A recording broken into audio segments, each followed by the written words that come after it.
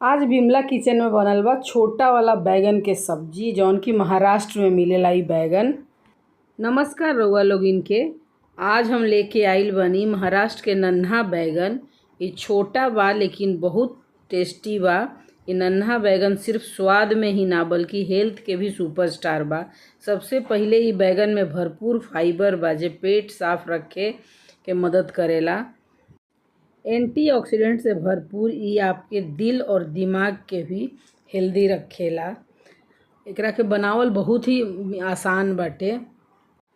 ई बैगन के पहिले धो ली। धोला के बाद ए तरह से एकरा के 4 टुकड़ा में काट ली। पूरा अलग नइखे करे के। 4 टुकड़ा कइला से ई फायदा रही कि एमे इहो पता चल जाई कि कहीं खराब त नइखे। कभी कभी बैगन में का होला कि कीड़ा रहेला, सड़ल रहेला, ए चलते बैगन के काटल बहुत जरूरी होला। तो इस तरह से 4 टुकड़ा कर ली। एकरा के पानी में डाल के आधा घंटा छोड़ दी। जौन पानी में कसैला जौन रहेला बैगन के निकल जाला, काला पानी। ओकरा बाद एकरा के थोड़ा सा तेल डाल के कढ़ाई में एकरा के बढ़िया से भूंज ली। लो फ्लेम पर भूंजी चाहे हाई फ्लेम पर भी भूंज सकतानी। बैगन तो नरम होखेला तो जल्दी पक जाला। एकरा के भूंज के निकाल ली। ये बैगन के अगर रोज़ खाइल जाओ तो इससे पेट, दिल और ब्लड शुगर कंट्रोल में रहेला।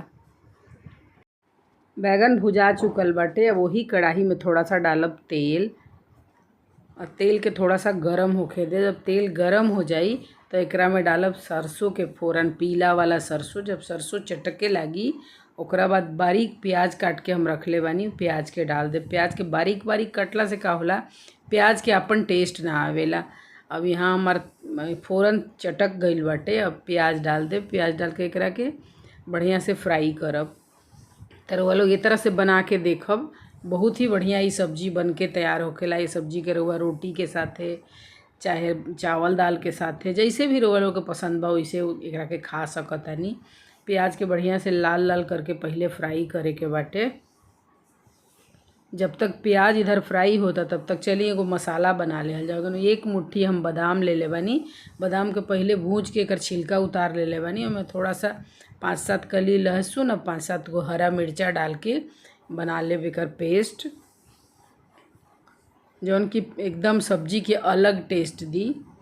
ओकरा बाद डालब थोड़ा सा हल्दी पाउडर, धनिया पाउडर, जीरा पाउडर और कश्मीरी लाल मिर्च पाउडर। हम लाल मिर्चा यूज़ ना करीले। कलर वाला मिर्चा है, तीखा ना होखेला।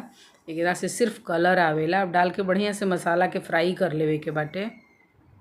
ये तरह से रउआ लोग एक बार बना के देखब। रउआ घरे सब लोग पसंद करी। हमरा एक कमेंट में बताएब रउआ लोग कैसे बनौले रहनी, रउआ घर वाला लोग के का रिएक्शन बाटे ई सब्जी खा के। हमरा घर में तो सब लोग के बहुत पसंद आवेला। तो आज हम बनौले रहनी है तो सोचनी है रउआ लोग के साथे शेयर करी। हमरा चैनल पर अगर पहली बार आइल हो कब तो चैनल के सब्सक्राइब कर लेब।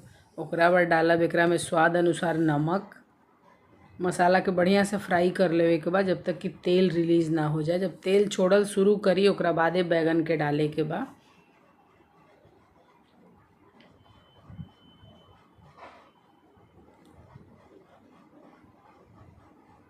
मसाला बढ़िया से भूज चुकल बाटे। तेल भी देखी साइड साइड से आवल शुरू हो गईल बा।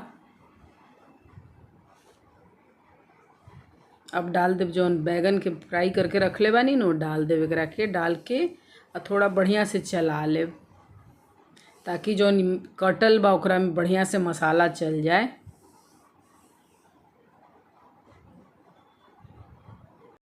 बैगन में पूरा मसाला बढ़िया से कोट हो चुकल बा। मिक्सी जार के धो के थोड़ा सा डाल देवे। में मसाला लगल रहला। में बहुत ज़्यादा पानी डाले के ज़रूरत नहीं है। बस उतने पानी डाले के बाद जितना में कि बैगन बढ़िया से पक जाए। अब एकरा के एक बार बढ़िया से मिक्स करके ढक देवे के बाटे। ढक के छोड़ देव जब तक कि बढ़िया से पक जाए बैगन। थोड़ा सा हमें करी पत्ता डालले बानी। डालल ऑप्शनल बा। अगर रउआ लोग के लगे होखे तो डाली, ना तो बिना करी पत्ता के भी टेस्ट में कोनो फ़र्क नहीं खे आवे वाला। बस एकरा के ढक के और गैस के कम कर दी और पके दी। एकरा के 5 मिनट में बढ़िया से पक के तैयार हो जाई। ये सब्जी बनावल बहुत ही आसान बाटे। तो रउआ लोग जब चाहे मन बना सकतानी। चली देख लेहल जाओ सब्जी के। हमार तो सब्जी बन के बिल्कुल तैयार हो गईल बा। एकदम देखी रोगन ऊपर आ गईल बाटे।